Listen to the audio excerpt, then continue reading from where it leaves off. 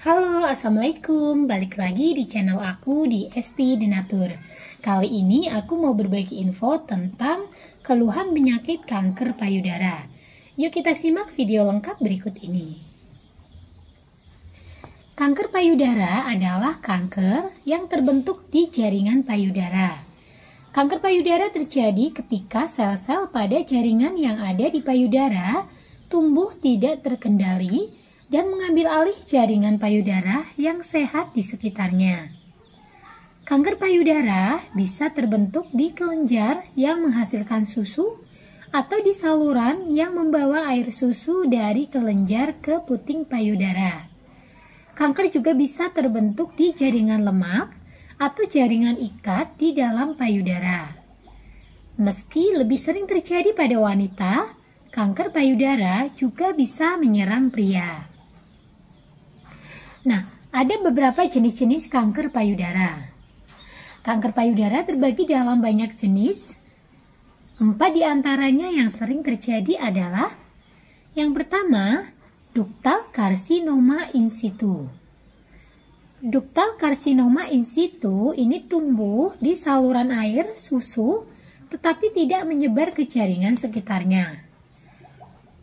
DCIS ya, atau ductal carcinoma in situ ini termasuk kanker stadium awal yang mudah diobati.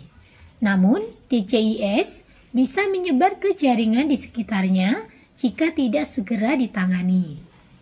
Kemudian jenis yang kedua adalah lobular carcinoma in situ atau disingkat LCIS. LCIS adalah kanker yang tumbuh di kelenjar penghasil air susu.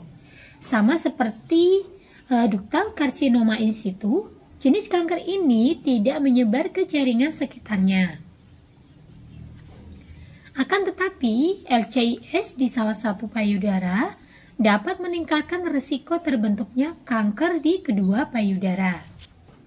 Kemudian jenis yang ketiga adalah invasive ductal carcinoma atau IDC. Invasive ductal carcinoma atau IDC ini tumbuh di duktus dan bisa menyebar ke jaringan sekitarnya. Bahkan bisa menyebar ke area tubuh yang lain. Dan untuk IDC ini terjadi pada 70 hingga 80% kasus kanker payudara. Lalu jenis yang keempat adalah invasive lobular carcinoma atau disingkat ILC. ILC adalah kanker yang awalnya tumbuh di kelenjar air susu, tapi kemudian menyebar ke jaringan di sekitarnya. Kanker jenis ini juga bisa menyebar melalui darah dan saluran getah bening menuju ke bagian tubuh lain. ILC terjadi pada 10% kasus kanker payudara. Selain jenis-jenis kanker payudara yang tadi aku infokan, ada pula beberapa jenis kanker payudara yang jarang terjadi. Yang pertama, angiosarkoma, yaitu jenis kanker yang tumbuh di pembuluh darah dan saluran getah bening di payudara.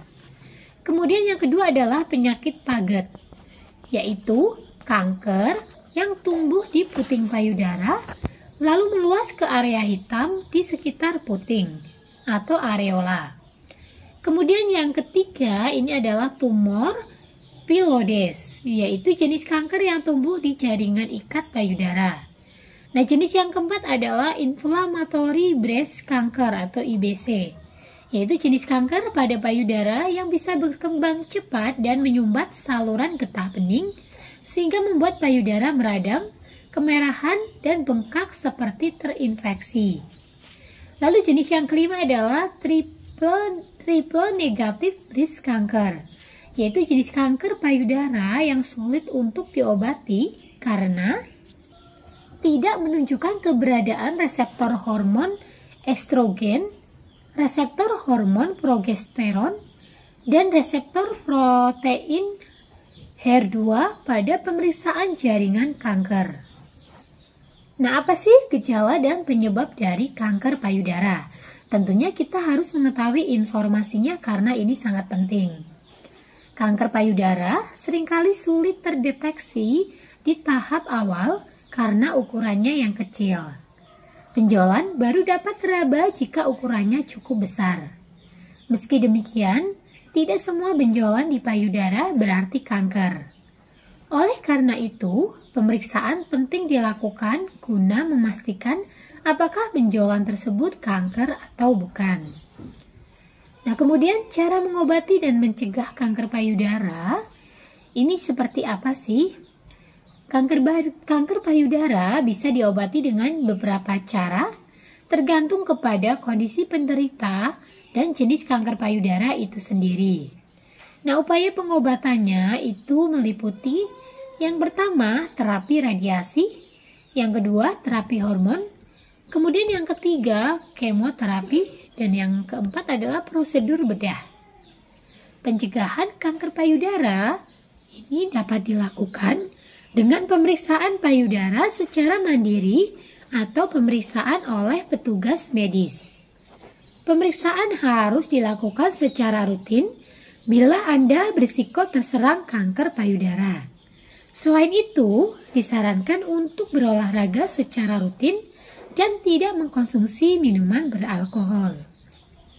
Nah, bagi yang saat ini mengalami keluhan kanker payudara dan mungkin khawatir atau takut untuk dioperasi, di kemo, sedang mencari alternatif produk herbal, nah, tepat sekali karena kami dari Denatur Indonesia ini memiliki produk herbal untuk membantu mengatasi keluhan dari kanker payudara. Nah, obatnya apa saja sih? Untuk obatnya sendiri ini terdiri dari 3 macam obat, semuanya berbentuk kapsul, jadi mudah sekali untuk dikonsumsi. Nah, untuk obatnya sendiri ini terdiri dari sirsak, Tipogel, dan Mycopen. Nah, ketiga macam produk ini terbuat dari racikan bahan-bahan herbal alami yang insya Allah aman dikonsumsi. Untuk di setiap botolnya pun tertera untuk komposisinya ya atau aturan pakainya. Dimana untuk komposisi di botolnya ini tertulis dengan bahasa Latin. Untuk sirsak Denatur ini terbuat dari Annonae muricatae folium. Jadi sirsak Denatur itu terbuat dari ekstra daun sirsak. Kemudian untuk Tipogel ini terbuat dari Topohonium flagelliforma rhizoma extra. Jadi untuk Tipogel sendiri ini terbuat dari ekstra Cladithicus. Lalu yang ketiga adalah Mycoben, ini terbuat dari racikan Myrmecodia pendas. Jadi untuk Mycopen ini terbuat dari racikan sarang semut. Dan tidak perlu khawatir juga karena selain terbuat dari racikan bahan-bahan herbal tadi, produknya pun ini sudah terdaftar di BPOM, kemudian sudah ada izin dinkesnya. Bagi yang muslim pun itu tidak perlu khawatir karena sudah halal MUI. Dan Denatur Indonesia pun ini sudah memiliki ISO 9001-2015 serta untuk pembuatannya sudah memenuhi standar CPOTB. Nah, di botolnya pun ini tertera nomor POM TR yang sudah didaftarkan. Untuk sirsak Denatur ini POM TR-nya 163395021. Lalu untuk Tipogel Denatur ini POM TR-nya 173399941. Lalu yang ketiga, Mycoben, ini POM TR-nya 163395011. Nah, demikian informasinya, semoga bermanfaat. Bagi yang ingin memesan produknya, silahkan langsung hubungi saja kontak kami di nomor 081 329 878 999. Sampai jumpa di video berikutnya. Terima kasih. Wassalamualaikum warahmatullahi wabarakatuh.